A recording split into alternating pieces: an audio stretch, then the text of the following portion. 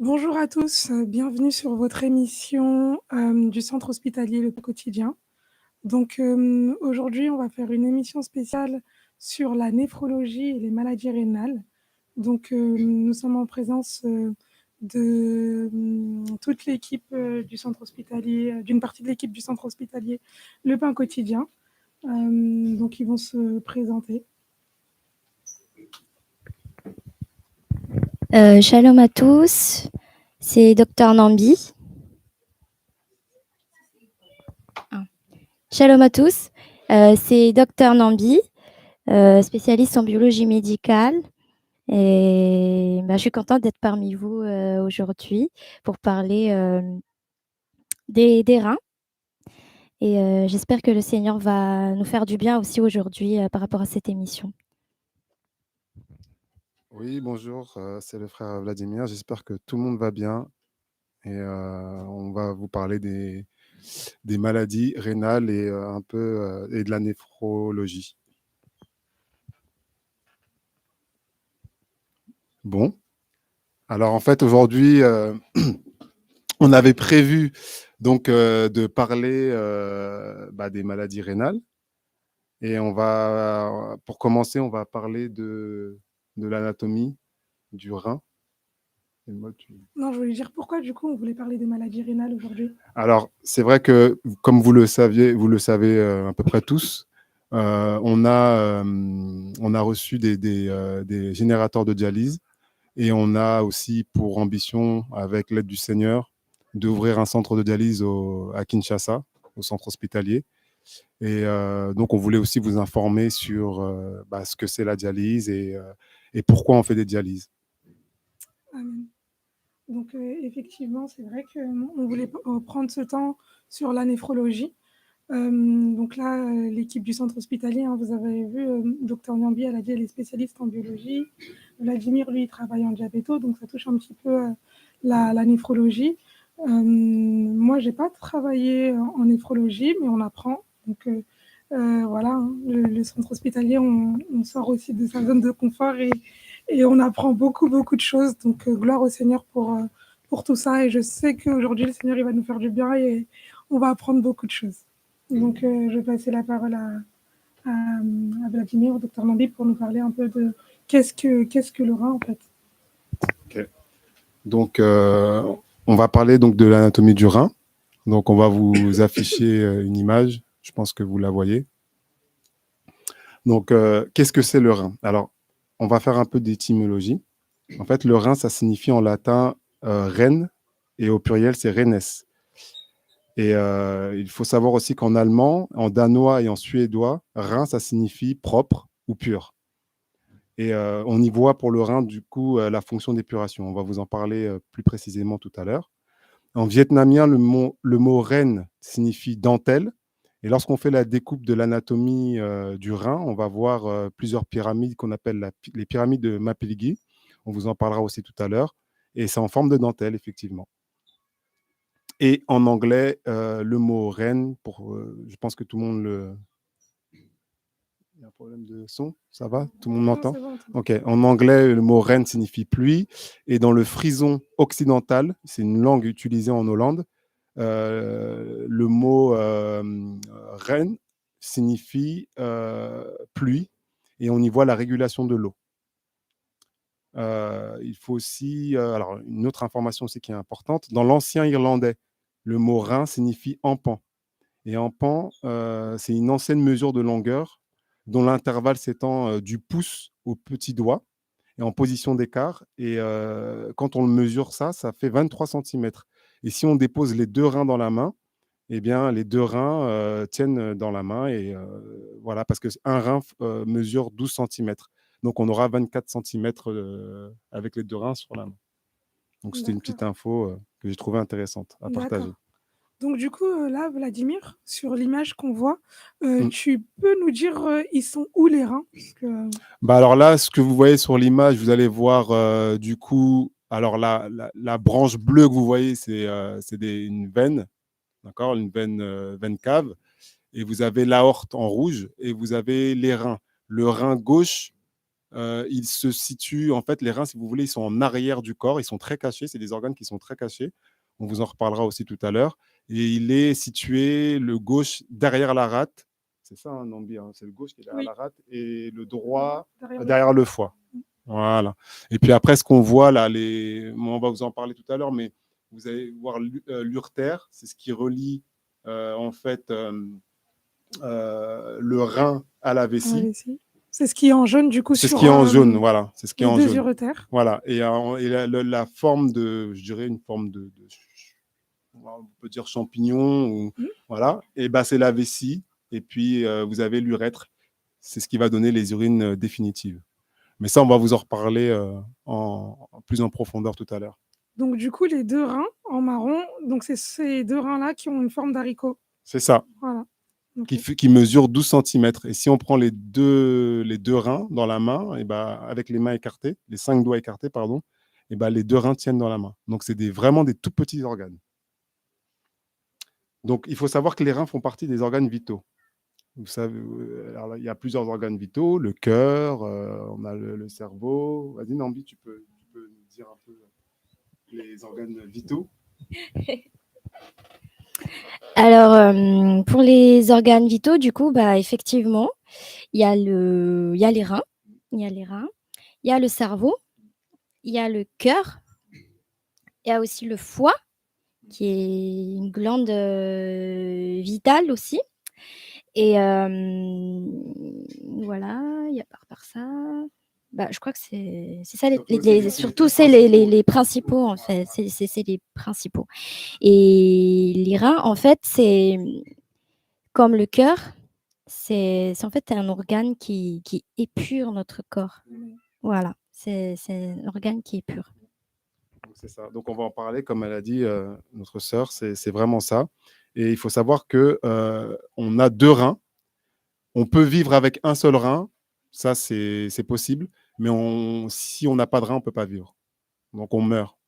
Donc généralement, les reins qui sont malades, on parle de ceux qui ont des insuffisances rénales terminales, s'ils n'ont pas de dialyse, eh bien ces gens-là, ils meurent, quoi. Ils meurent très rapidement. Voilà, parce que les reins ne fonctionnent plus correctement, mais on va vous en parler tout à l'heure. Donc, il faut savoir aussi que un seul rein pèse environ 160 grammes. Voilà. Donc, les reins, ils ont 4 fonctions qui sont vitales pour l'être humain.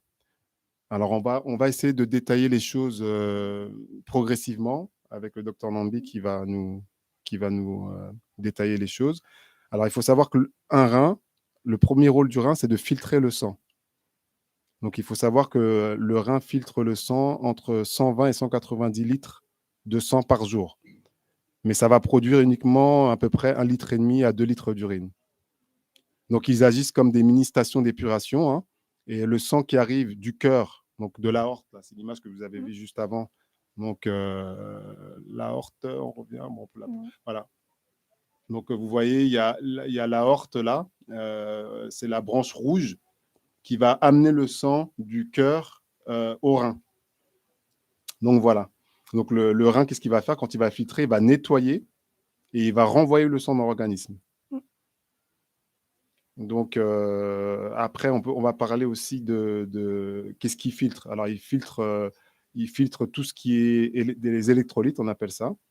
Et je pense que là, Nambi, je te passerai peut-être la parole pour nous expliquer comment le rein filtre le sang qui arrive au rein en premier lieu. Alors, tout d'abord, il faut savoir que les reins, si on va regarder de façon plus détaillée, c'est-à-dire microscopiquement, il y a ce qu'on appelle... Oui, c'est ça. Oui. Et dans les reins, en fait, lorsqu'on va découper les reins, on va voir qu'à l'intérieur, il y a plusieurs parties. Et vous voyez sur l'image à droite, on a zoomé tout à fait à la périphérie, en fait. Il y a ce qu'on appelle le néphron. Et néphron, en fait, c'est l'unité,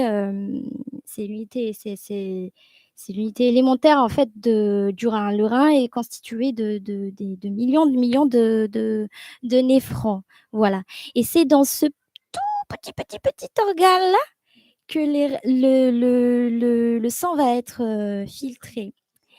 Pour vous dire que, bah voilà, comme Vlad a dit tout à l'heure, et dans le rein, du coup, les 180 litres là, de sang, ça va être filtré. Ça va passer sur ce petite boule là et le glomérule. Voilà. On l'appelle, oui, voilà. C'est-à-dire que le sang qui va être filtré va passer au sein de cette glomérule-là. Et arrivé dans la glomérule, en fait, il y a les tubules. Il y a les tubules là, vous voyez, comme une sorte de tube, de canal en fait. Oui, comme une sorte de canal. Et chaque canal, chaque partie des tubules là a des fonctions très, très, très particulières en fait. Et du coup, au niveau des tubules, ce qui va se passer, c'est que, parce que dans le sang, vous savez qu'il y a plusieurs nutriments, il y a plusieurs nutriments à l'intérieur. Voilà. Effectivement, il y a des globules rouges, il y a des protéines, il y a des glucoses, il y a beaucoup de choses. Il y a du sodium, potassium, etc. Et le corps, le corps, il va pas tout jeter. Et il va filtrer en fait. Il va prendre ce qui est nécessaire et jeter les déchets. Voilà. Et du coup, au niveau de ces tubules-là, tous les nutriments qui sont nécessaires, c'est-à-dire le sodium, potassium, tout ça, ça va être absorbé, réabsorbé. Et le reste, c'est-à-dire les déchets, ça va être transformé en ce qu'on appelle d'abord urine primitive d'abord. Urine primitive, puis il y a encore une filtration qui va se faire sur la partie distale. Oui, sur la partie qui est, comment s'appelle ça? Et en forme de U. Et cette urine primitive-là, du coup, lorsque toutes les nutriments, c'est-à-dire les protéines, etc., parce que par exemple, les protéines, la protéine, elle a un poids moléculaire qui est élevé, et les protéines qui ont un poids moléculaire supérieur à 68 000 kilodaltons, si je ne me trompe pas, ne va pas passer si c'est supérieur. C'est-à-dire que les protéines qui sont faibles vont passer. Mais les autres qui sont, par exemple, l'albumine, ça va pas passer du tout. C'est pour ça que lorsqu'on a un problème rénal, on va avoir ce qu'on appelle les protéinurées, c'est-à-dire l'albumine va être, on va avoir bizarrement les protéines dans les urines, et pourtant ça devrait pas être là. Voilà. Et du coup, les urines, lorsque tout est bien filtré, ça va passer dans ce qu'on appelle la calice. Voilà. La calice, ça va du coup être là. Et c'est l'urétère qui va transporter les urines au niveau de la vessie. Et voilà, ça va être excrété à l'extérieur de l'organisme après. Donc, ce qui est essentiel à retenir, c'est que les reins, oui, c'est un organe qui va purifier notre organisme. C'est-à-dire qu'il va produire les urines. Dans les urines, il y a les déchets. Mais à part ça, les reins ont d'autres fonctions essentielles, du coup. C'est-à-dire, là, c'était les fonctions exocrines, ce que j'ai dit tout à l'heure. Il y a les fonctions endocrines, c'est-à-dire tout ce qui est production d'hormones. Par exemple, c'est l'hormone essentielle, c'est le rein régule en fait la production aussi de globules rouges. Voilà. Parce qu'au niveau du rein, il y a un autre petit organe là qui est la glande surrénale. Et voilà. L'image... Non, c'est en haut, je pense. Oui, c'est là. Oui, voilà. Bah, ils sont en étroite collaboration, hein. Et bah, du coup, les reins, à part le fait de produire les urines, ça va aussi produire et excréter, du coup, ce qu'on appelle l'érythropoïétine. L'érythropoïétine, c'est une hormone qui va stimuler en fait la production de nouveaux globules rouges. C'est pour ça que lorsqu'il y a des gens qui ont des problèmes rénaux, par exemple une insuffisance rénale, ils vont avoir l'anémie. Voilà, et c'est un signe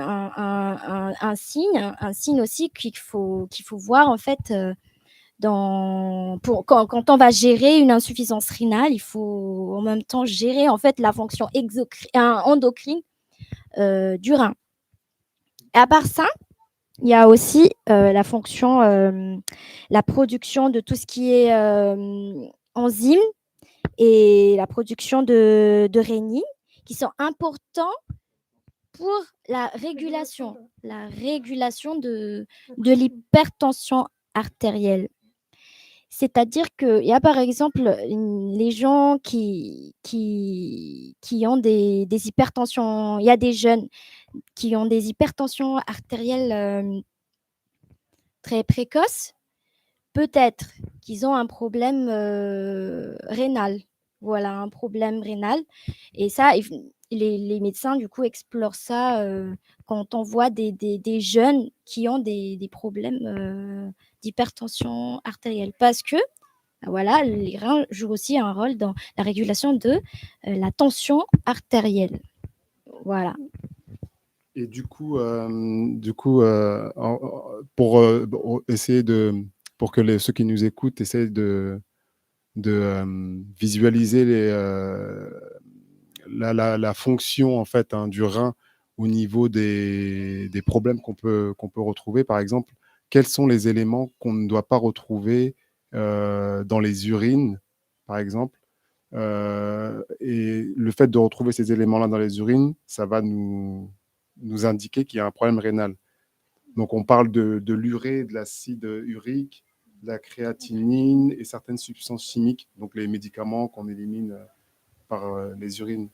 Et ce qui est intéressant de savoir, c'est qu'est-ce que l'urée, pour que les gens puissent comprendre que quand ils ont de l'urée dans les urines, non, quand ils ont de l'albumine dans les urines, pardon, je me suis trompé, quand ils ont de l'albumine dans les urines, qu'est-ce que c'est l'albumine et pourquoi ça ne doit pas traverser le filtre du rein? Alors, est-ce qu'on peut remettre l'image l'autre? Tout à fait. Voilà, c'est ça.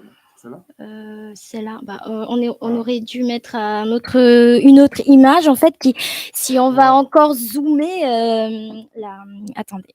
Si on va encore zoomer ça, c'est ça. Oui.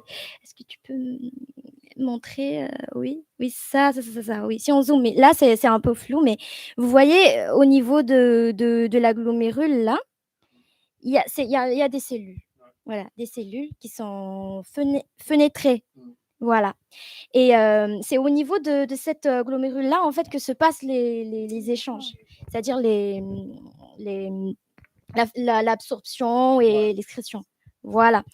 Et lorsque il y a un souci au niveau de ces glomérules-là, ça va plus. Soit c'est très lâche, c'est-à-dire que tout va passer. Voilà.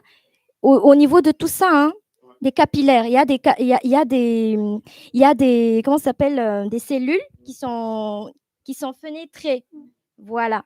Et soit au niveau ici, c'est déjà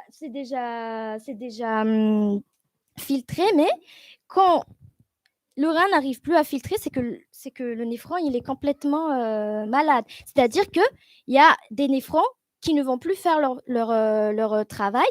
Et par exemple, tu as dit tout à l'heure, ça s'appelle déjà l'albumine, ça ne va plus être filtré. C'est-à-dire que ça va passer dans les urines. ça va passer dans les urines. Quand ça passe là-bas, c'est pas bon. Parce que l'albumine, c'est très essentiel c'est une protéine essentielle dans notre organisme en fait, qui agit comme des transporteurs. Et en plus, par exemple, tout ce qui est anticorps, etc., ce sont des protéines. Ouais. Nos anticorps, etc., ce sont des protéines. Si on n'a plus de protéines, si ça va passer dans les urines, ben voilà, c'est pas bon. Donc, il y aura un déséquilibre, en fait. Il y aura un déséquilibre. C'est pour ça que lorsqu'on a des protéinuries, on perd les protéines, on va gonfler. On va avoir des œdèmes, etc., parce que ça ne va plus être équilibré, en fait. Et c'est pour ça les explications des œdèmes, lorsque vous voyez des gens qui ont une insuffisance rénale, sont gonflés. Vous voyez? Oui, voilà, parce que les pressions qu'exercent ces molécules-là dans le sang, ils vont plus faire leur travail, du coup, ils vont être éliminés et ça va créer des déséquilibres. C'est pour ça que le rein, c'est magnifique les reins parce que, en fait, on appelle ça l'homéostasie, c'est-à-dire que l'équilibre de notre organisme là, les reins jouent un rôle primordial dans notre corps, ouais. Effectivement, donc en fait, on va en parler aussi tout à l'heure. C'est vrai que nous, dans notre service en diabétologie, souvent les diabétiques, ils ont des problèmes de reins. Et ce qu'on va faire en premier lieu quand on les hospitalise, on va faire un bilan sanguin et on va regarder aussi le taux de créatinine. Parce que la créatinine, c'est une hormone qui est relâchée par le muscle, en fait, et qui doit être ensuite, qui doit rester, en fait, qui doit être éliminée, je crois, par le sang, hein, c'est ça, hein, la créatinine. Et il y a l'urée aussi. On fait un bilan sanguin pour voir le taux de créatinine et le taux d'urée. Et on fait aussi un bilan urinaire avec une microalbumémie pour voir s'il n'y a pas d'albumine dans les urines et s'il n'y a pas aussi de protéines dans les urines. Mais ça, on en parlera peut-être tout à l'heure. Donc, du coup, comme tu disais, Nambi, c'est vraiment magnifique parce que le rein, comme tu dis, en fait, il match. Et à la fois, en fait, il filtre, les déchets et à la fois, il réabsorbe ce dont on a besoin pour l'organisme. Donc, non, c'est vraiment magnifique. Et il y a une question dans le chat donc on nous pose et la présence constante de sang dans les urines, d'où cela peut-il venir? Ça, c'est pareil. Oui, c'est pareil. Ouais. C'est pareil, en fait. Tout se passe au niveau comment s'appelle, du néphron.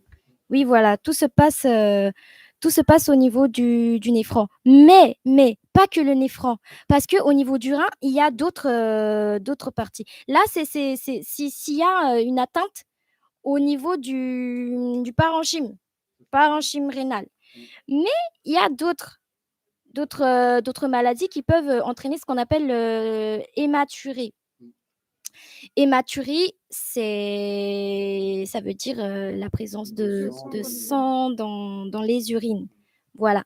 Peut-être que c'est dû à une néphropathie, il y a un souci au niveau du néphron. Peut-être que c'est dû à un obstacle. Peut-être que c'est dû à des tumeurs. Voilà. Et les tumeurs, c'est surtout les hématuries qui révèlent. Il y a aussi les hématuries qui révèlent les cancers au niveau. Oui, voilà. Oui, voilà. Mais c'est pas du sang. Ce qu'on a dans les urines lorsqu'on mange une betterave, c'est pas c'est juste un colorant. Il y a un colorant naturel. Voilà. Et qu'est-ce que j'allais dire? De toute façon, en fait, c'est vrai que c'est très complexe. Hein. Le rein, c'est très complexe. Là, on essaie de vous expliquer en gros comment ça fonctionne. Ce qu'il faut comprendre, en tout cas, c'est que les néphrons que vous voyez, il y en a plus d'1 million. Et on a une capsule qui englobe des artérioles. Et en fait, ils vont faire le travail de filtration. Donc, comme elle disait, le docteur Nambi, voilà, il y a un effet de filtrage. Donc, c'est-à-dire qu'ils vont filtrer, ils vont laisser passer les micros, tout ce qui est potassium, sodium, les électrolytes, et tout ce qui est macro, donc tout ce qui est protéines, glucose, etc. Ça ne doit pas passer cette barrière. Si ça passe, c'est qu'il y a une anomalie au niveau du rein. Et en fait, du coup, une fois que les reins filtrent les urines, on va parler, ils ont un rôle ensuite de régulateur et de réabsorption, Nambi. C'est ça, hein. Donc, ils vont réabsorber, en fait, via les artérioles qui sont dans le rein. En fait, si vous voulez, il y a un effet, je ne sais pas comment je pourrais dire ça, Nambi. Tu sais, le fait que les électrolytes reviennent. Voilà, les électrolytes reviennent au niveau des reins, parce qu'en fait, il y a un rôle régulateur. Quand le rein voit qu'il y a trop de potassium ou trop de sodium, il l'éjecte, et s'il voit qu'il n'y en a pas assez, il le réabsorbe. Donc ça, c'est un des rôles capitaux de... Ça s'appelle l'équilibre hydroélectrolytique. Ouais, c'est ça. Oui, c'est voilà, ça. voilà. C'est ça. Voilà. C'est ça. Donc, ce petit rein-là, il fait à la fois, il est pur, parce qu'en fait, comme tu disais tout à l'heure, Vladimir, il va prendre tous les déchets que les organes rejettent. Ils vont arriver au niveau de l'artère rénale pour être nettoyés, et ensuite ils repartent au niveau du cœur. Donc, c'est essentiellement les globules rouges. En fait, c'est essentiellement le sang qui vient du cœur. En fait, le sang va éjecter le cœur, le cœur va éjecter du sang via l'artère rénale jusqu'au rein. Ça arrive au rein. Arrivé au rein, qu'est-ce qui se passe? Le rein, il rentre dans son rôle. Il va commencer à filtrer, à nettoyer le sang. Il va empêcher le glucose de rentrer, il va empêcher les protéines de rentrer, et il va laisser passer que ce qui nous est nécessaire. Le potassium, on ne peut pas vivre sans potassium, et on ne peut pas vivre sans sodium, on ne peut pas vivre sans phosphore. Donc, il va absorber tout cela. Et il va ensuite, il y a une sorte de conduit qu'on appelle le tube proximal. Donc, c'est les urines primitives. Donc, à ce niveau-là, il y a une filtration qui se fait. Ensuite, ça va descendre dans on peut montrer l'image. Il y a une forme de U qu'on appelle la anse de Henle, c'est ça. À ce niveau-là, il y a une autre réabsorption qui se fait. Il y a une autre réabsorption. Et voilà, c'est cette image-là, la anse de Henle, là. Il y a une autre réabsorption qui se fait et les urines continuent à monter jusqu'au tube distal qu'on voit en haut, là. Et là, ça va être il y a une autre réabsorption qui se fait. Et ensuite, les urines vont aller dans le tube collecteur qui vont amener les urines à l'urtère. Et de l'urtère, ça va aller à la vessie. Et de la vessie jusqu'à l'urètre. Et ça va en fait donner les urines. Ça va éliminer les déchets via les urines. Exactement. Donc, en gros, c'est ça qu'il faut comprendre. Non, donc, du coup, moi, je voulais poser une question. Ouais. Pourquoi, en fait, on dit souvent qu'il faut boire 1,5 litre à 2 litres d'eau par jour? Bah justement, parce que le rein, en fait, c'est un des éléments capitaux. Si on ne boit pas, les reins, qu'est-ce qui va se passer? En fait, il y a une forme, c'est aussi hormonal, qui fait qu'il y aura un dérèglement rénal. Ça va abîmer les reins, et les reins ne vont plus filtrer, on va se déshydrater. Et du coup, le patient ou la personne peut être, c'est un pronostic vital engagé. Donc, c'est pour ça qu'il faut boire tout le temps. Vas-y, Marie. En fait, pourquoi il faut boire? Parce que vous voyez là, on a dit tout à l'heure que le rein filtre environ 180 litres de sang en 24 heures.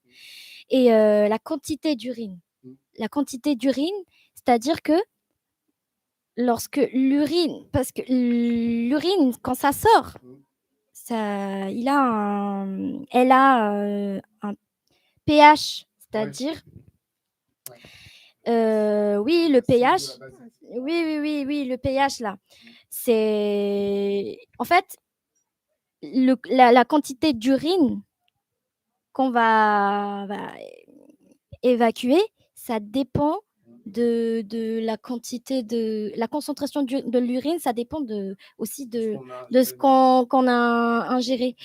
Quand vous ne buvez pas, vous allez avoir des urines très concentrées. Et ces urines très concentrées là, c'est pas bien. C'est pas bien pour l'organisme. Tout notre corps a besoin d'eau. Donc, il faut boire beaucoup d'eau pour que les reins puissent évacuer et filtrer normalement Parce que l'acidité, quand le corps est trop acide, c'est pas bon pour l'organisme. Donc, les reins essaient en fait de réguler tout ça. Et c'est pour ça qu'il faut boire de l'eau pour aider aussi les reins à bien faire son travail. Ok, bah merci pour cette réponse, Namdi. Du coup, là, on a parlé de deux fonctions essentielles du rein, donc le rôle d'épuration, le rôle on a parlé aussi du rôle d'équilibre hydroélectrolytique, de fonction. On a parlé aussi de son rôle de sécrétion d'hormones, donc du coup, qui régule à la fois la tension et qui aide la production des globules rouges avec le PO. Et le quatrième rôle, la quatrième fonction du rein, on n'en a pas parlé.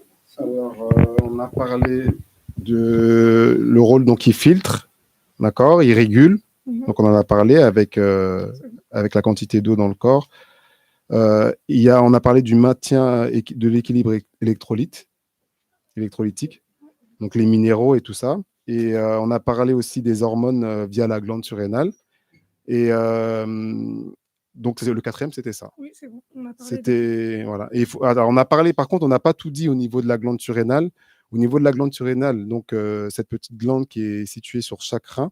Donc on a parlé de la rénine, donc qui participe au contrôle de la pression artérielle ou de la tension artérielle. On a parlé de l'érythropoïétine. Donc c'est une hormone qui stimule donc les globules rouges via la moelle osseuse et qui vont transporter en fait, hein, c'est des transporteurs d'oxygène si on veut. Et en fait, plus on a des globules rouges régénérés en oxygène, plus on améliore la qualité physique et au niveau de, on se sent bien, quoi. On a une bonne endurance et on a un bon fonctionnement de manière générale. D'ailleurs, il y a eu un scandale en 98, les cyclistes qui prenaient de l'EPO, donc pour stimuler les globules rouges et avoir plus d'oxygène pour améliorer leur performance. Et voilà. Donc ça, c'était ça. Et puis, on a parlé des quatre rôles. Hein. On a parlé des 4 Donc, rôles. je sais qu'il y avait apparemment sur le chat quelqu'un qui posait la question. En fait, ils disent que apparemment, il ne faut pas trop boire. Donc ça, on sait qu'il faut toujours rester dans l'équilibre. Bon, Nami, peut-être tu veux... Le fait de trop boire, qu'est-ce que ça peut engendrer? Oui, le fait de trop boire aussi, ça va être... comment je peux expliquer ça? Si on boit beaucoup, beaucoup, beaucoup trop, les urines vont être très, très, très diluées. Voilà. Oui. Non, ça dépend en fait du poids du poids de la personne. Ça dépend du poids de la personne. Moi, par exemple, moi, j'ai besoin de 1 litre par jour, selon mon poids. Voilà. Et les autres, peut-être plus de 60 kilos, genre 1,5 litre. Voilà, 1,5 litre. Au-delà, parce qu'il y a une maladie, hein, il y a des maladies en fait. Il y a des gens, c'est une maladie, ça s'appelle potomanie. Il y a des gens qui boivent beaucoup, beaucoup, beaucoup trop. Et il y a aussi ce qu'on appelle le diabète insipide. Oui. Diabète insipide. Oui, les gens vont beaucoup... c'est le fait de boire beaucoup. Il y a des gens qui boivent par trouble, par une maladie psychiatrique. Mais il y a aussi des maladies, c'est dû à des hormones. Voilà, une dérégulation hormonale. Donc, les gens vont boire. C'est le diabète insipide. Oui. Même dans le diabète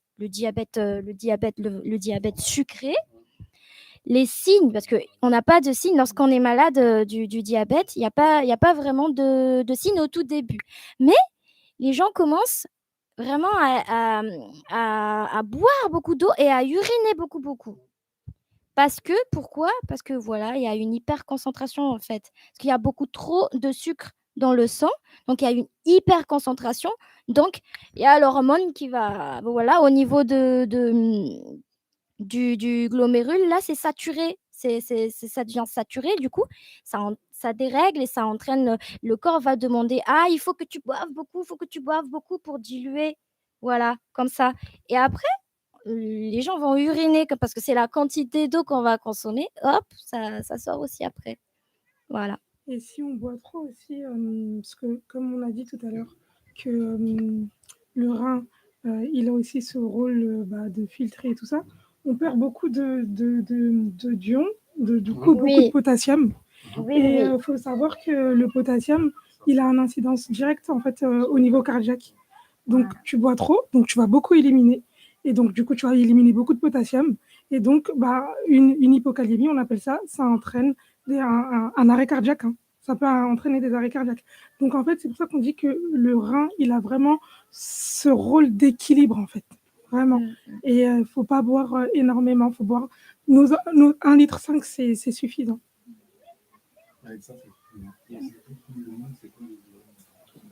Mmh?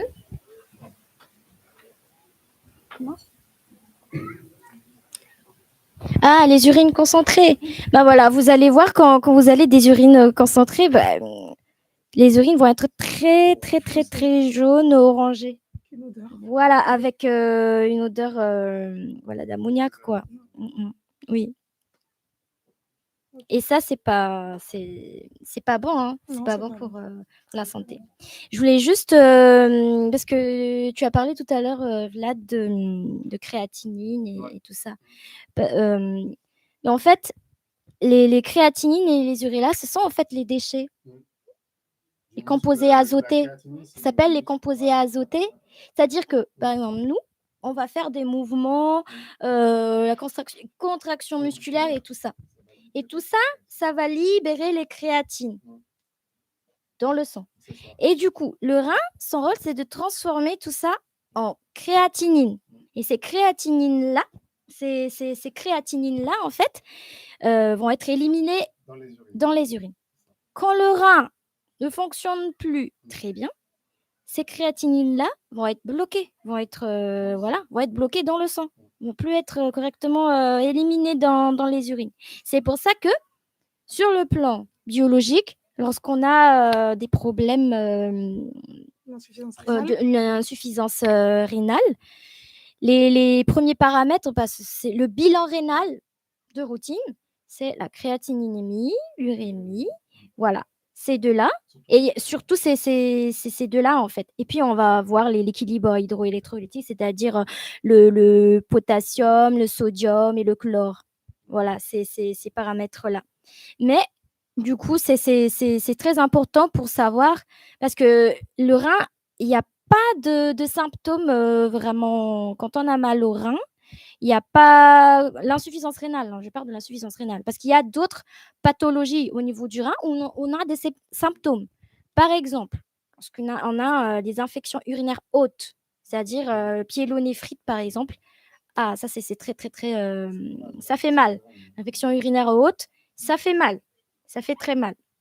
Ça, c'est autre chose parce que ça va entraîner une pression. Il va y avoir le rein va avoir une inflammation. Et quand on parle d'inflammation, on parle de gonflement, c'est-à-dire une inflammation. Donc, la capsule, là, ça va être voilà, gonflée et il y a des fibres nerveuses au niveau du rein. Du coup, ça va faire mal. C'est pour ça que on a mal au rein à chaque fois. Voilà, lorsqu'on a des infections comme ça. Et à part ça, il y a aussi les symptômes qu'on peut avoir. On peut avoir des œdèmes, comme j'ai dit tout à l'heure. Ça, c'est dans le cadre d'infections. Ça, c'est dans le cadre de l'insuffisance rénale. Oui, dans l'insuffisance rénale. En gros, oui, donc ça, c'est le plan biologique, tout ça, ces analyses-là, c'est important. Donc, vous savez maintenant, lorsque votre médecin va demander un bilan de routine rénal, vous allez avoir ces deux paramètres-là, voilà, la créatininémie et l'urémie. Parce que ces déchets-là, c'est pour ça que l'insuffisance rénale, c'est mortel. Parce que ces déchets-là, ils doivent être éliminés. Mais s'ils restent bloqués au niveau du sang, c'est toxique. C'est toxique pour notre organisme. Voilà. Et du coup, comme tu parles de déchets et d'infections, Donc, c'est pour ça que les femmes, je sais qu'on a beaucoup de choses à faire. Des fois, on retient nos urines. Il faut savoir que nos urines, ce sont des déchets. Et donc, du coup, quand on a envie, en fait, quand on a la sensation d'avoir envie d'uriner, c'est que la vessie, elle est remplie à 200 millilitres. Et donc, du coup, il faut qu'on puisse aller l'évacuer. Et le fait, en fait, de garder, en fait, on stagne les déchets là. Et donc, du coup, on a une infection urinaire qui s'appelle une cystite. Et donc, voilà, on a des infections urinaires qui s'appellent des cystites. Et donc, du coup, pour éviter cela, lorsqu'on a envie d'aller aux toilettes, il faut uriner rapidement et il faut boire aussi de l'eau, nos 1,5 litre. Et donc, du coup, tu nous parlais de la pyélonéphrite. Oui. La pyélonéphrite, comment ça vient, Nambi? Alors, la pyélonéphrite, tout d'abord, c'est... on a parlé tout à l'heure du fait de retenir les urines. Lorsqu'on va retenir nos urines, ça va en fait... parce que ces urines-là, c'est vrai qu'il y a un sphincter là au niveau de la vessie, mais des fois, ça peut refouler. Oui. Vous voyez, ça peut refouler. Et à part ça, c'est vrai que scientifiquement, au tout début, ils ont dit que l'urine est stérile. C'est-à-dire qu'il n'y a pas de bactéries, rien du tout au niveau de la vessie, etc. Mais en fait, c'est faux. Parce que actuellement, moi, j'ai tout récemment, quand j'étais à Marseille, il y a ce qu'on appelle le microbiote urinaire. C'est-à-dire au niveau de la vessie, il y a une partie où il y a telle bactérie, sur une partie de la vessie, il y a telle bactérie, sur une autre, il y a telle bactérie. Donc, il y a les urines ne sont... Oui. Les urines ne sont pas vraiment stériles. Voilà. Et au niveau de la vessie, il y a des bactéries. Il y a des bactéries au niveau de la vessie.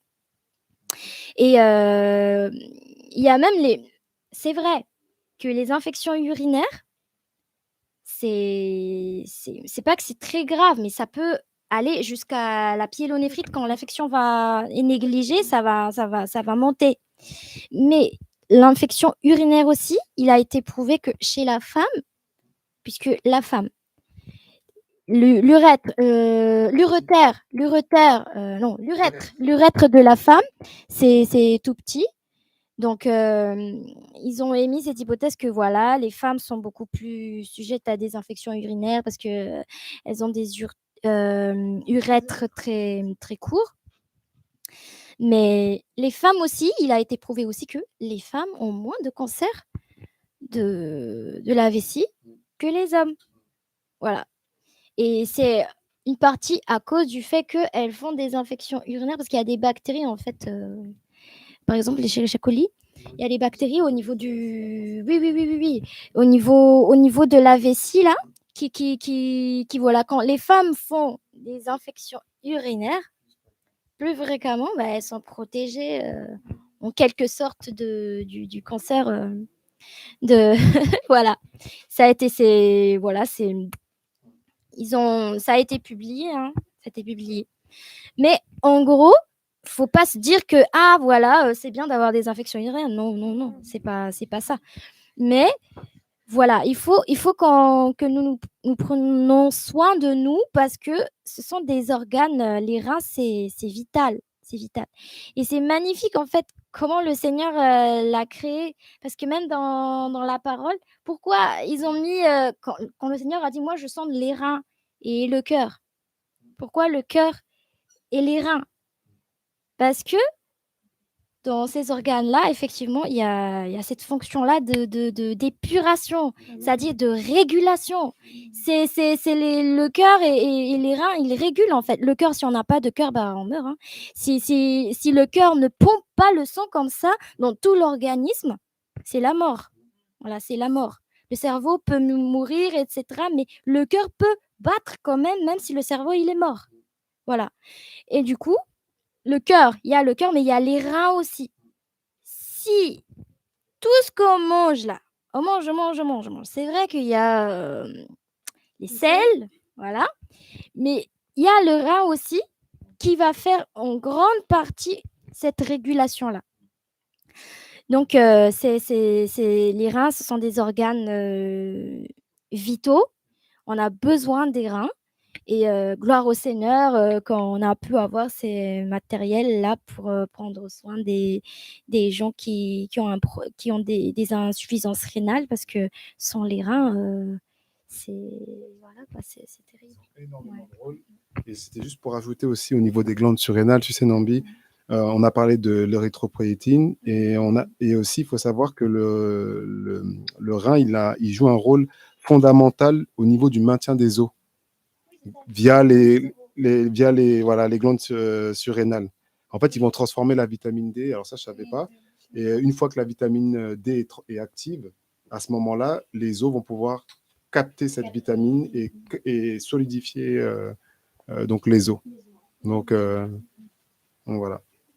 Et donc, du coup, on va passer aux maladies rénales, du coup. On va parler plus en profondeur de l'insuffisance rénale chronique et aiguë. Donc, on va commencer par l'insuffisance rénale chronique. Donc, qu'est-ce que c'est l'insuffisance rénale chronique? L'insuffisance rénale, déjà, on entend le mot insuffisance. Donc, insuffisance, ça veut dire que le rein ne fait pas tout à fait son travail. De manière chronique. Donc, chronique, ça veut dire ce que ça veut dire. Et aigu, voilà, ça peut être pour un temps bien déterminé. Et on va expliquer ça. Donc, alors, l'insuffisance rénale chronique, c'est une diminution plus ou moins importante des fonctions des reins qui ne filtrent plus correctement le sang, comme on en parlait tout à l'heure, de l'organisme, et ils perdent de façon durable et irréversible, malheureusement, leur capacité de filtrer le sang. Donc, ça commence de manière très silencieuse et il y a une évolution progressive et malheureusement, il n'y a pas une possibilité de guérison, sauf séance de dialyse ou greffe de rein. C'est les deux choses qu'on a aujourd'hui pour pouvoir sauver des personnes qui ont des insuffisances rénales chroniques. Donc, les principales causes de l'insuffisance rénale chronique, c'est le diabète et l'hypertension artérielle. Donc, le diabète, qu'est-ce qui va se passer? C'est qu'il y aura une hyperglycémie qui vont endommager donc, les petits vaisseaux, les artérioles qu'on a vu tout à l'heure qui sont dans le rein. Et en fait, du coup, on appelle ça la néphropathie diabétique. C'est-à-dire que, voilà, dans la capsule de Bowman, là où il y a le... Ouais, c'est dans la capsule de Bowman, il y a les glomérules, c'est les petits capillaires, les artérioles, voilà. Donc là, le sucre, il va se retrouver ici. Et donc, du coup, ça va endommager du coup, le néphron. Et du coup, de manière générale, ouais, voilà, c'est ça. Et donc, il y aura un problème de filtration. Donc, les diabétiques, c'est pour ça qu'on fait généralement une surveillance d'urine et de prise de sang, urée et créatine, comme on disait tout à l'heure. Et dans l'hypertension artérielle, qu'est-ce qui va se passer? Pareil, ça va endommager les petits vaisseaux sanguins qui drainent le sang vers le rein. Et voilà. Et si l'hypertension dure depuis longtemps et qu'on ne l'a pas traitée, ça va entraîner une réduction de la circulation du sang dans les filtres du rein. Du coup, l'hormone, qui est la rénine, qui aide à réguler la tension artérielle, va augmenter. Et en fait, c'est un cercle vicieux parce que ça va entraîner de nouveau une autre hypertension artérielle, beaucoup plus élevée. Donc voilà. On parle aussi de pyélonéphrite, on en a parlé tout à l'heure, de maladies polykystiques, donc des kystes au niveau du rein, des maladies auto-immunes et des obstructions des voies urinaires, on en a parlé tout à l'heure, des calculs rénaux, l'hypertrophie de la prostate pour les hommes, etc. Et il y a aussi certains médicaments comme la chimiothérapie qui entraînent l'insuffisance rénale chronique. Donc, je ne sais pas si vous avez des choses à rajouter. Oui, juste pour vous expliquer par rapport au diabète, là, c'est-à-dire que l'hypertension artérielle, ces petits, vous voyez, au niveau de la glomérule, ça s'appelle l'artériole. Et ça, vous voyez, lorsqu'on a une hypertension artérielle, la pression va être très élevée au niveau de ces tout petits vaisseaux-là. Et ces vaisseaux vont être rigides, en fait, vont être très rigides. Ça va s'éclater des fois, hein. Oui, c'est pour ça que des fois, lorsqu'on a une hypertension artérielle, il y a des vaisseaux qui éclatent. Voilà, il y a des vaisseaux qui éclatent. Et c'est tout à fait possible, du coup, au niveau du rein, l'hypertension artérielle, parce que lorsqu'on a une hypertension artérielle, comme Vlad a dit tout à l'heure, il y a tout un tas de processus qui va essayer de réguler, qui va essayer de diminuer l'hypertension. Mais des fois, l'organisme, il est saturé, c'est-à-dire il n'en peut plus. C'est pour ça que du coup, la tension, là, ça va être augmenter, augmenter, augmenter, augmenter. Et quand il n'y a pas de médicaments, si on n'a pas de médicaments, ou quand on n'a pas un nouveau, si on ne change pas les vaisseaux, voilà, quoi, ça va continuer. Du coup, l'hypertension artérielle, voilà, ça entraîne une insuffisance rénale, en fait, une insuffisance rénale chronique. C'est pour ça que il faut quand même, parce que quand l'âge avance, le corps ne se rajeunit pas. C'est-à-dire, voilà, on ne devient pas. Tous les organes, du coup, ça va vieillir aussi. Du coup, il ne faut pas se dire, voilà, il faut pas manger n'importe quoi et vivre n'importe comment, en fait, lors de la jeunesse. Parce que c'est ce qu'on va faire lorsqu'on est jeune, c'est ce qu'on va manger. C'est ça qui va qui va nous rattraper dans le temps. C'est-à-dire que si on est habitué, je sais pas, à manger de la malbouffe, par exemple, tout le temps, des choses très, très, très salées, très, très, très sucrées, qui va entraîner des hyper concentrations de notre sang. En fait, tous ces nutriments-là, ça va être le sucre, ça va être l'hyperglycémie chronique là. En fait, ça va abîmer notre organisme. C'est pour ça qu'il faut toujours être dans l'équilibre lorsqu'on mange, parce que ça aura des répercussions sur nos organes vitaux après, en particulier les reins. Voilà. Et le diabète, parce que le diabète, on peut éviter en fait. C'est vrai qu'il y a un côté héréditaire entre guillemets, comme quoi sa maman, elle était diabétique, donc elle pourrait être diabétique auparavant, plus tard. Mais on peut éviter ça par la façon de manger. On peut éviter. Il y a des choses qu'on peut éviter dès la jeunesse. Voilà, dès la jeunesse. Faut pas attendre. Bon, là, pour les gens qui sont déjà âgés, c'est un peu tard pour réguler tout ça, parce que on va pas rajeunir nos artérioles au niveau des reins. Et comme on l'a dit tout à l'heure, c'est irréversible. Lorsque les néphrons meurent, lorsque les néphrons sont abîmés, c'est fini. C'est fini. Seul Yoshua peut faire vivre voilà. Mais médicalement parlant, c'est impossible. On peut pas. Voilà, c'est irréversible. Et du coup, pour éviter ça, on peut, voilà, il faut une hygiène de vie correcte. Hygiène de vie correcte. Bien manger, bien boire. Ne pas boire n'importe quoi hein, aussi, mais bien boire. Quoi. Voilà. Oui,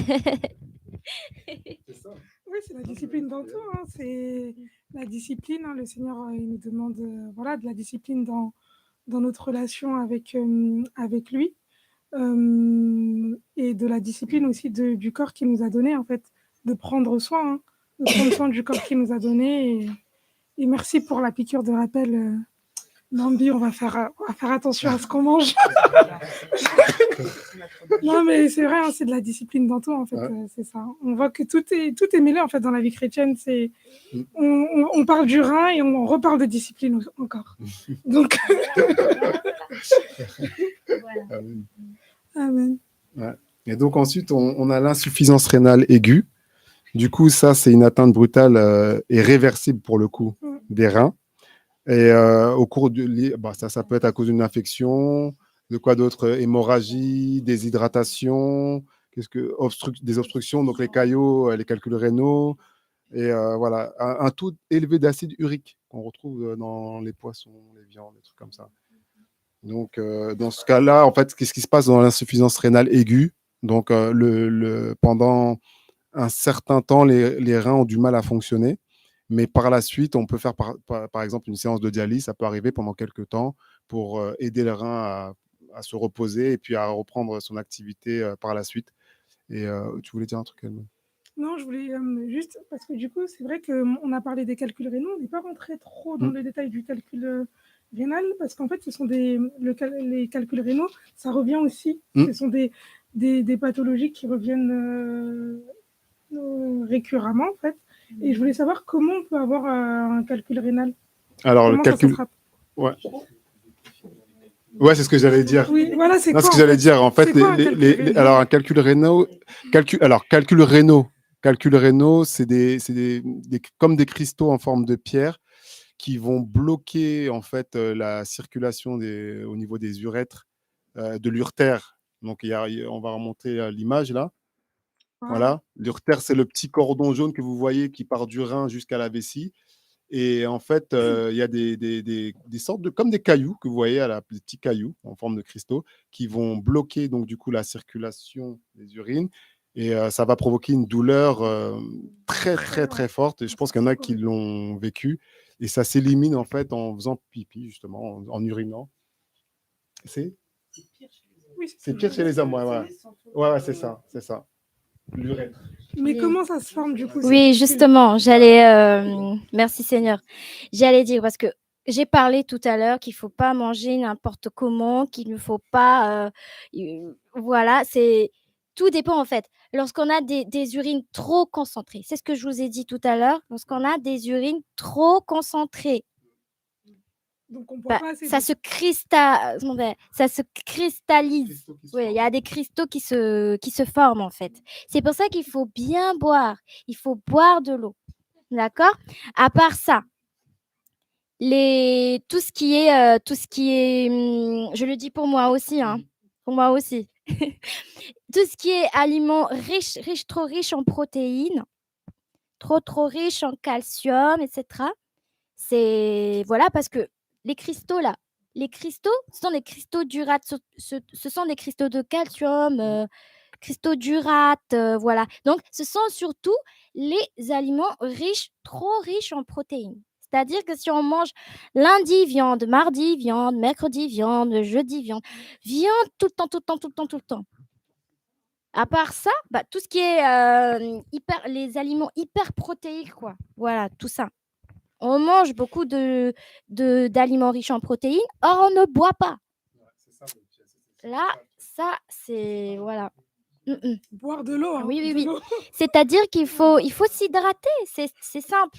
Il faut juste bien s'hydrater. Et pour pas avoir ça. Parce que les lithiases urinaires, ça fait très mal. C'est l'une des raisons où vous allez avoir mal au rein. C'est-à-dire que vous allez avoir des douleurs au niveau lombaire, au niveau du dos, là. Vous allez avoir des douleurs. Ça, c'est l'un des symptômes. Des fois, les calculs, ils peuvent être éliminés. Mais lorsqu'ils ne peuvent pas être éliminés, mais bloqués, comme lorsqu'ils sont gros et bloqués, là, c'est terrible parce que ça va faire très, très mal.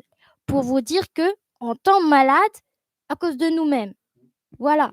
Du coup, il faut prendre soin de soi-même, il faut bien s'hydrater, il faut voilà quoi. On peut faire ça. Notre corps, c'est le temple du Saint-Esprit. Pourquoi on le détruit? Il faut pas le détruire. Il faut savoir que ce corps que le Seigneur nous a donné, il l'a créé de manière très waouh. Tout ce qu'il a fait, les mécanismes et tout ça, il y a des mécanismes qui sont intriqués, qui sont tout s'emboîte. Voilà, tout s'emboîte en fait. Tout s'emboîte. C'est-à-dire que on a besoin, le corps, par exemple, la tête a besoin de la main, le cœur a besoin des reins. On est complémentaires, quoi. Tout est lié, tout est lié. Du coup, si on prend bien soin de notre corps, et voilà quoi, c'est la santé. Oui, c'est la santé. Mais on est en grande partie responsable de notre maladie, hein. Ça, c'est sûr. Ça, c'est sûr. Voilà.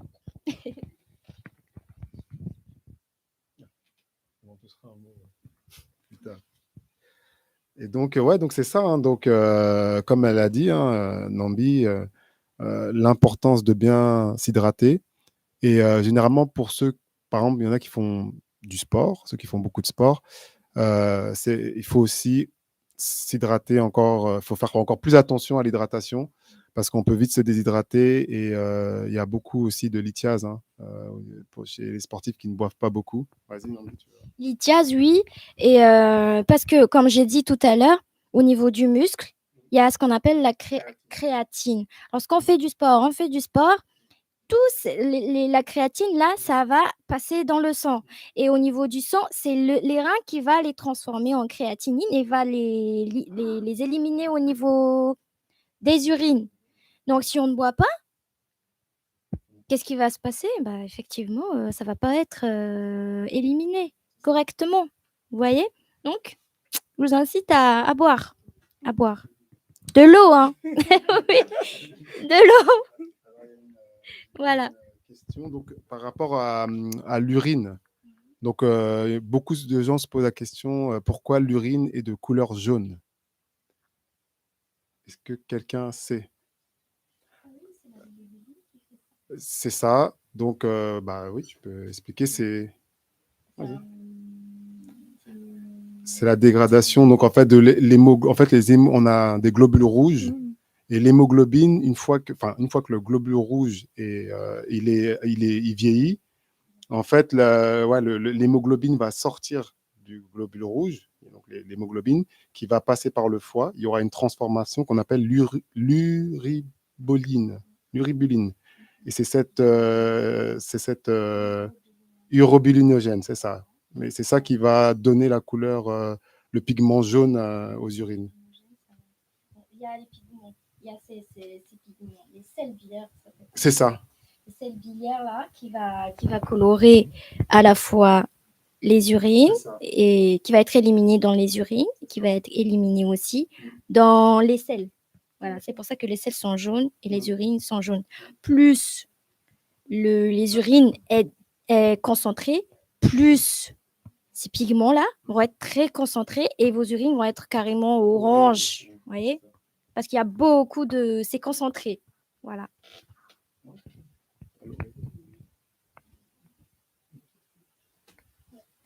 Il y a des questions, ouais. Alors, question, c'est quoi Le gazeux, c'est comme le normal. Oui. Après, c'est juste qu'il faut faire attention. Ce qu'il faut faire attention avec l'eau gazeuse, c'est juste au niveau du sodium. Si vous êtes des personnes qui font de l'hypertension, il ne faut pas trop en abuser. Il faut essayer de jongler avec de l'eau minérale et l'eau gazeuse. Mais pour quelqu'un qui est en bonne santé, l'eau gazeuse, il n'y a pas de problème. Il n'y a pas de problème. Ouais, le sodium, c'est du sel, trop de sel. Et trop de sel, ça joue sur la tension et ça va augmenter la tension. Donc, du coup, c'est un enchaînement. Donc, voilà.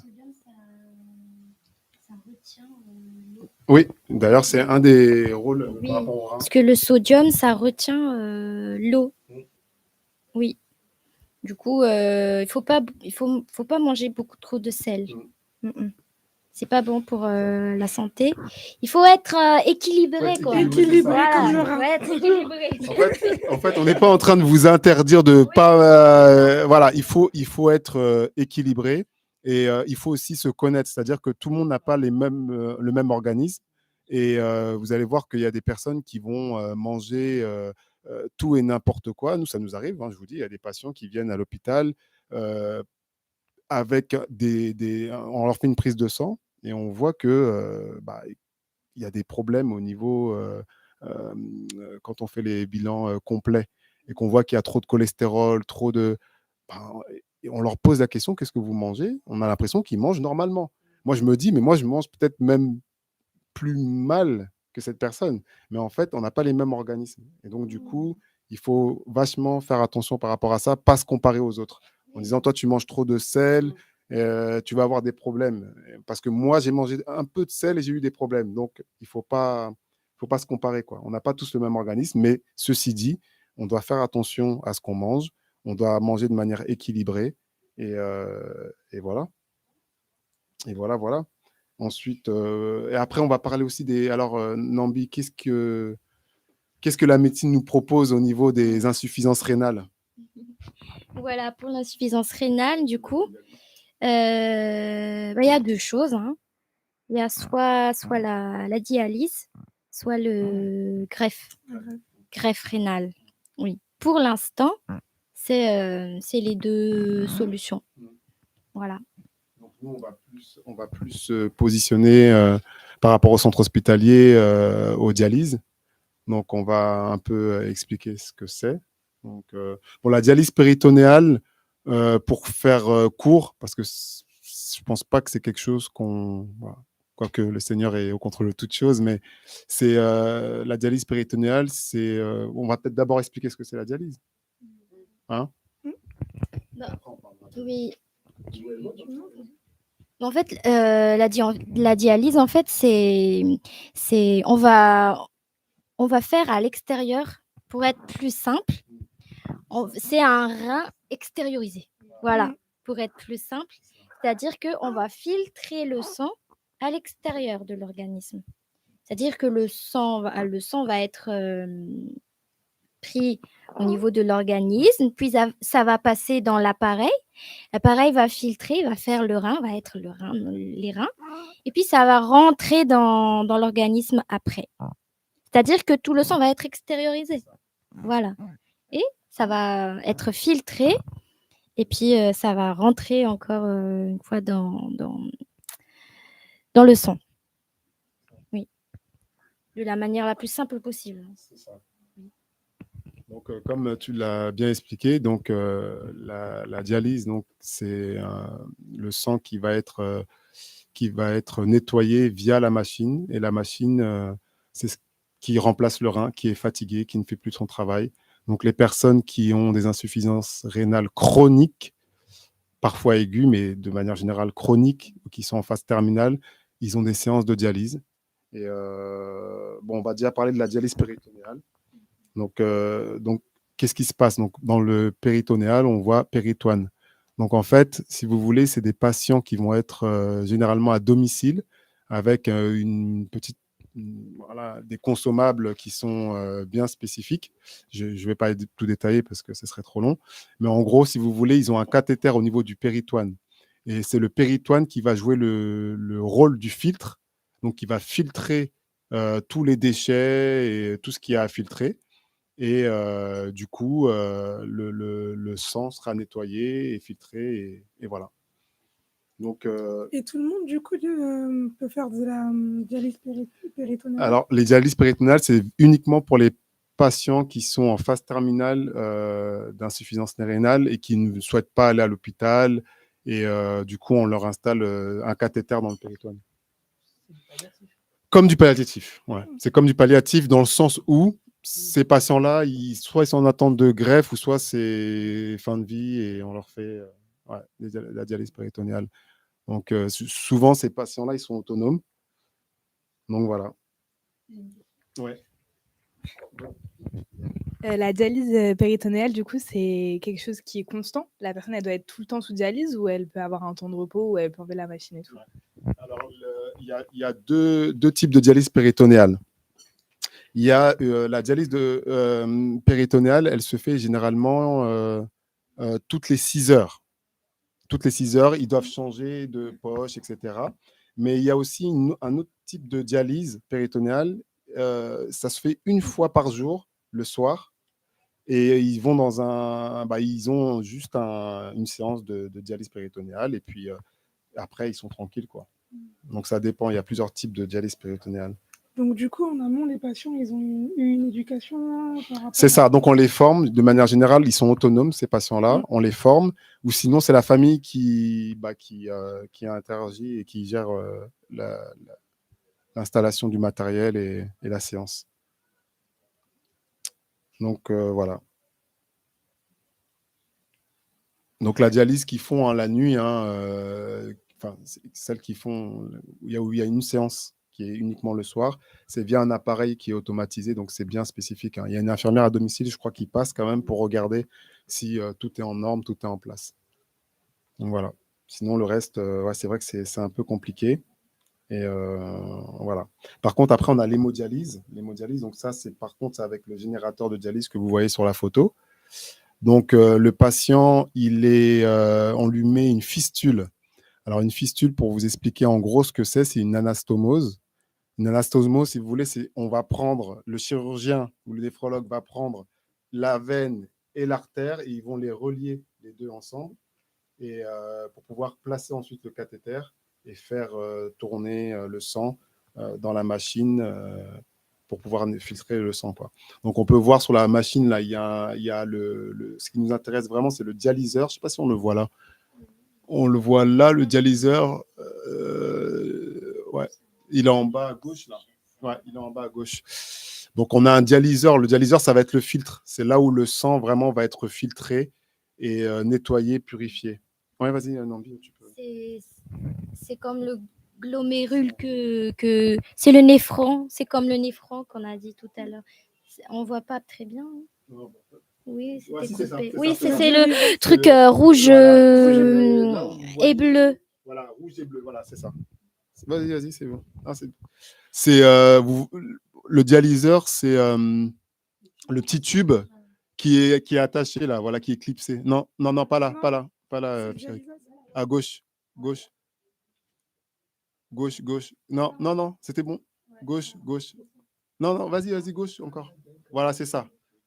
C'est ça le dialyseur. Et donc, c'est ça qu'on a besoin pour faire les dialyses et c'est ce qui va permettre de filtrer le sang correctement. Donc, aujourd'hui, la dialyse, elle est pratiquée à l'hôpital ou dans une clinique, hein, peu importe. Et alors, depuis quelques temps, j'ai eu écho comme quoi les dialyses peuvent se faire à domicile maintenant avec un appareil, avec un générateur de dialyse, avec une infirmière qui passerait à domicile pour les patients qui souhaitent, qui sont fatigués, qui veulent plus trop bouger et qui souhaitent avoir leur séance de dialyse chez eux au calme. Donc c'est en cours, mais je sais que ça a déjà commencé. Donc voilà. Donc comme on a dit, hein, donc l'hémodialyse donc filtre le sang, hein, donc ça voilà. Et ce qu'il faut savoir aussi, c'est que les consommables coûtent très cher. Ça coûte très cher les séances de dialyse. C'est pas donné du tout. Et vous savez aujourd'hui qu'avec le centre hospitalier, on a eu des dons, on a eu 22 appareils de dialyse. Et du coup, le Seigneur voulant, et on sait que le Seigneur est fidèle et que c'est son plan, il y aura au centre hospitalier une salle dédiée pour des séances de dialyse. Donc voilà. Oui. Et, du coup, moi, Oui, alors il faut savoir que pour les dialyses, lorsque vous voyez l'appareil, nous on voit ce qu'il y a là maintenant sur la photo, c'est l'appareil, le dialyseur et les tubulures avec le sang qui passe. Mais derrière ça, il y a quelque chose de capital, c'est que l'eau, il y a de l'eau qui vient dans la machine pour pouvoir nettoyer le sang, doit être pure. Mm. C'est-à-dire qu'on ne peut pas installer une machine de dialyse n'importe comment, n'importe où. On doit absolument mettre en place un osmoseur, donc c'est un skid avec tout un système chimique qui va permettre de purifier l'eau. Et parce que s'il y a le moindre souci dans l'eau, le moindre microbe, eh bien le patient peut mourir. Donc ça, il faut le savoir. Et donc du coup, c'est très important. Même il y a des patients qui parfois ils se sentent très mal après une séance de dialyse parce que peut-être que l'eau a mal été filtrée, a mal été nettoyée. Donc on a eu des échos comme ça, des retours, des témoignages en Afrique, par exemple. Il y a dans un hôpital en Afrique centrale, je ne dirais pas le nom du pays, mais des patients qui ont eu des séances de dialyse et ils sont tous morts par la suite parce que l'eau n'était pas nettoyée et ils ont forcé sur les machines pour que la séance se fasse. Donc c'est quand même scandaleux. Dans un autre pays aussi d'Afrique, pareil, des patients qui ont eu des séances de dialyse, 4 mois après, ils sont tous morts, en même temps presque, quasi, parce que l'eau n'était pas nettoyée. Donc, il faut vachement faire attention avec les séances de dialyse. C'est très, très. Il faut être très minutieux. Et voilà, donc c'est pas quelque chose de simple, mais on croit que le Seigneur va faire grâce. Parce que, vous savez, en Afrique, une séance de dialyse, par exemple en République démocratique du Congo, une séance de dialyse, ça peut aller jusqu'à 450 dollars. Et parfois, les personnes n'ont pas de quoi payer leur séance de dialyse et on arrête la séance de dialyse en plein milieu. Et on utilise parfois le même dialyseur qu'on vous a montré, le même tube là qui filtre le sang. Non, et le bicarbonate aussi, qu'on ne voit pas sur la photo, mais le bicarbonate, c'est une sorte de poudre qu'on utilise aussi pour justement réguler voilà, c'est ça, l'équilibre électrolytique. Acido-basique aussi, ouais, avec le bicarbonate. Et ils utilisent la moitié de ce tube et le reste, c'est pour une autre personne. Parce qu'ils n'ont pas les moyens de payer soit toute la séance et les autres, eux, ils font des économies. Voilà. Donc, c'est pas normal. C'est pas normal.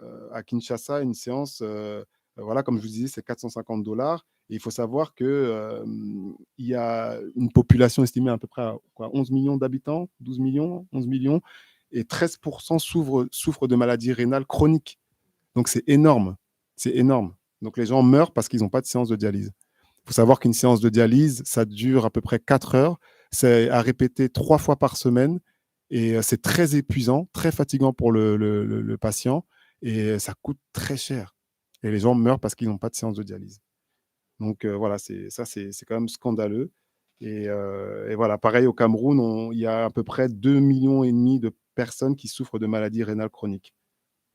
Donc, voilà. Donc, une séance de dialyse, apparemment, c'est 6 000 francs CFA, mais je ne suis pas sûr. C'est l'info que j'ai reçue. Ça fait à peu près 10 euros, mais je ne suis pas sûr que ça soit vrai. Ça a vérifié. Hein. Les frères et sœurs qui sont du Cameroun et qui connaissent un peu le système de santé sur place pourraient peut-être plus nous éclairer. Mais voilà, quoi. En tout cas, nous, on se mobilise tous ensemble pour ce centre de dialyse qui va être inauguré, on le croit, d'ici peu, d'ici quelques mois. Et voilà, et le Seigneur fait grâce, il ouvre les portes et on sait que on va pouvoir aider toute cette population qui n'ont pas droit à des séances de dialyse et qui meurent parce qu'ils n'ont pas eu de séance de dialyse. Donc voilà, on est vraiment touché par rapport à par rapport à ce manque, par rapport à cette injustice, je dirais.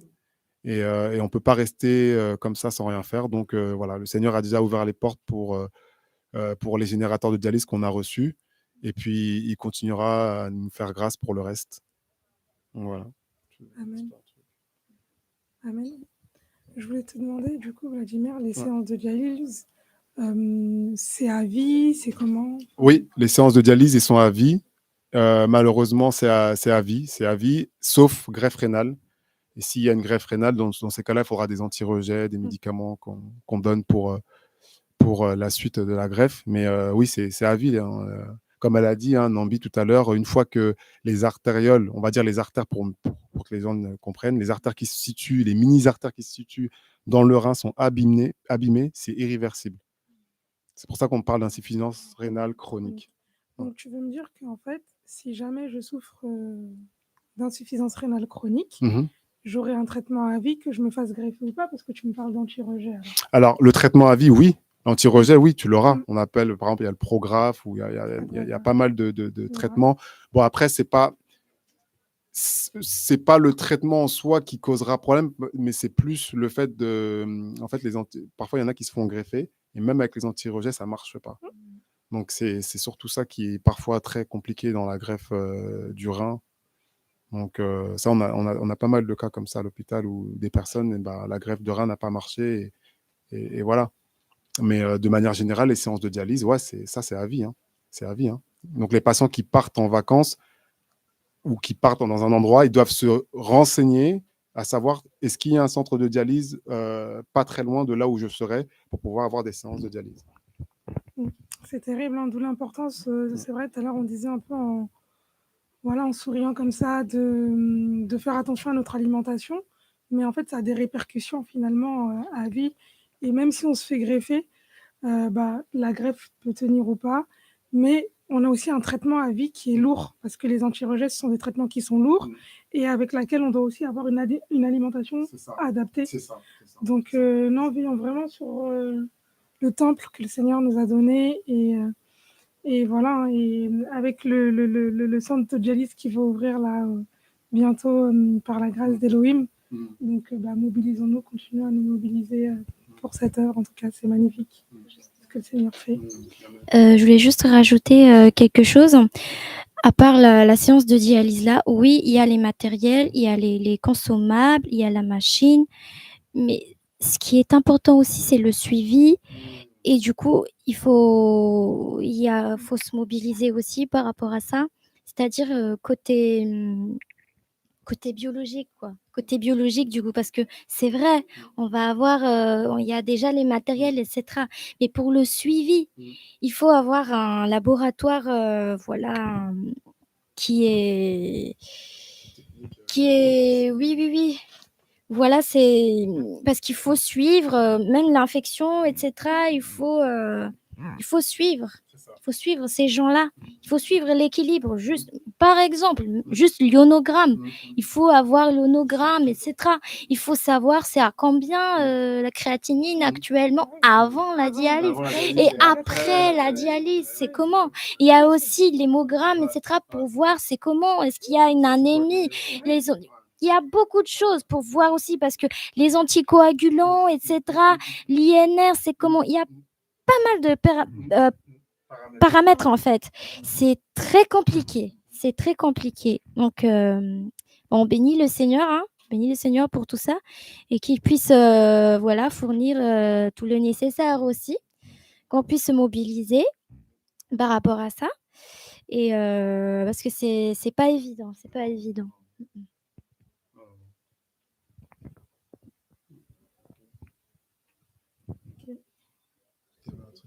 Il n'y a pas d'autres questions? Je sais pas. Est-ce qu'il y a des questions sur le chat? Non. Bon, amen. Hein. On a terminé. Donc voilà, c'était vraiment pour vous faire un petit peu, pour vous expliquer avec.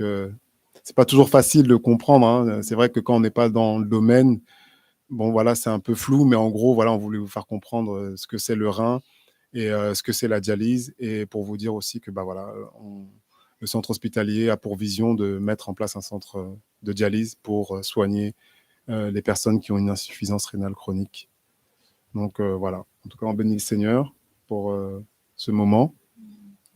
On a beaucoup appris. C'est vrai, c'était pas trop les mots. Je sais que c'est pas toujours facile. C'est vrai qu'on s'y perd. On s'y perd. C'est parce que quand on emploie les mots médicaux, du coup, on comprend pas. Donc, on essaie de traduire avec des mots qui sont beaucoup plus faciles à comprendre, mais c'est pas toujours facile. En tout cas, alors oui, on peut vivre avec un rein. Ouais, on l'a dit. Tant que les néphrons sont encore intacts dans l'autre rein, oui, on peut vivre avec un seul rein. Mais pourquoi le Seigneur a fait deux?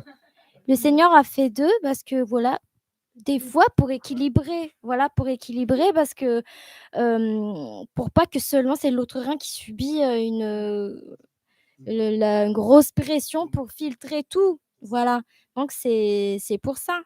2 par 2, c'est l'équilibre, quoi. Seul le cœur est un, mais même dans le cœur, il y a encore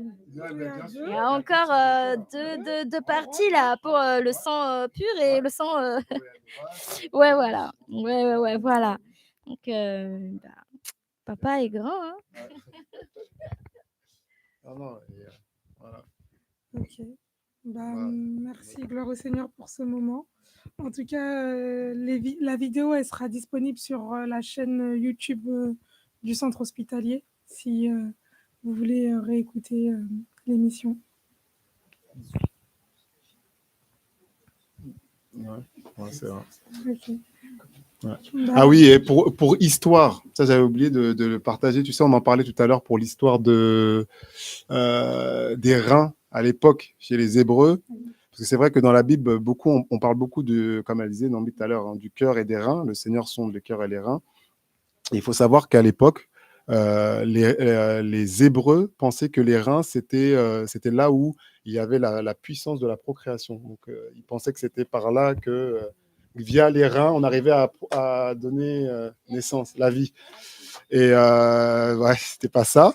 Mais par contre, ce qui les a surpris, par contre aussi, dans ce que j'ai pu faire comme recherche, c'est qu'en fait, ils découpaient parfois les animaux, ou peut-être même ils disséquaient aussi les corps, et ils voyaient que les reins, c'était en dernier lieu qu'ils les trouvaient. Donc c'est très profond, très caché, et c'est très petit, hein, 12 cm, c'est pas très grand. Et du coup, c'est pour ça que souvent, ils se disent que oh, Seigneur, sonde nos reins, parce que les reins sont c'est vraiment dans les entrailles, c'est vraiment au fond, et j'ai trouvé ça beau, donc voilà. Donc, voilà, je l'ai partagé. Oui, parce que justement, les reins, c'est très profond. Donc, l'extérieur, c'est les hommes qui voient l'extérieur, mais le profond à l'intérieur de nous, c'est le Seigneur qui le voit. Voilà. Amen. Bah, du coup, on va clôturer l'émission. Merci en tout cas d'avoir suivi l'émission sur la néphrologie et les maladies rénales. Et on se dit à bientôt, à la prochaine émission sur le site du centre hospitalier Pain Quotidien.